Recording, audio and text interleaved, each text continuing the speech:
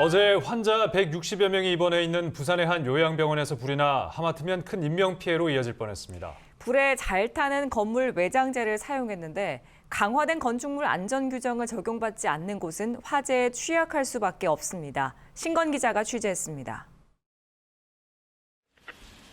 12층 건물 외벽에서 연기가 뿜어져 나옵니다. 당시 건물 4층부터 9층 사이 요양병원에 입원해 있던 환자는 168명. 소방서 지시로 방화문을 폐쇄하고 환자들을 신속히 대피시켜 다행히 인명피해는 없었습니다. 불이 시작된 곳은 요양병원 건물 외벽입니다. 소방관들도 도구로 외벽을 부수며 불을 껐습니다. 벽면에 설치된 스티로폼을 따라 불길이 확산되는 걸 막기 위해서입니다. 이 병원 벽면에 사용된 건 드라이비트. 스티로폼에 시멘트를 바른 단열 외장재입니다. 드라이비트는 단열 효과가 뛰어나고 공사비가 저렴하지만 화재를 건물 전체로 확산시키는 불길 역할을 합니다. 특히 치명적인 유독가스도 배출합니다.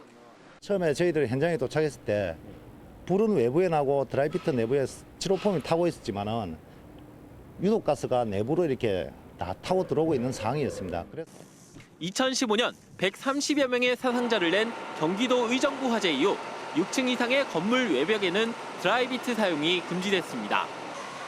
하지만 이번에 불이 난 요양병원처럼 그 이전에 지은 건물은 해당되지 않습니다. 의료시설 등 대피에 시간이 걸리는 건물은 건축물 높이에 상관없이 불에 잘 타는 외장재 사용을 제한하는 건축법 시행령 개정안도 지난 7월 국무회의를 통과했지만 역시 소급 적용을 받지 않습니다.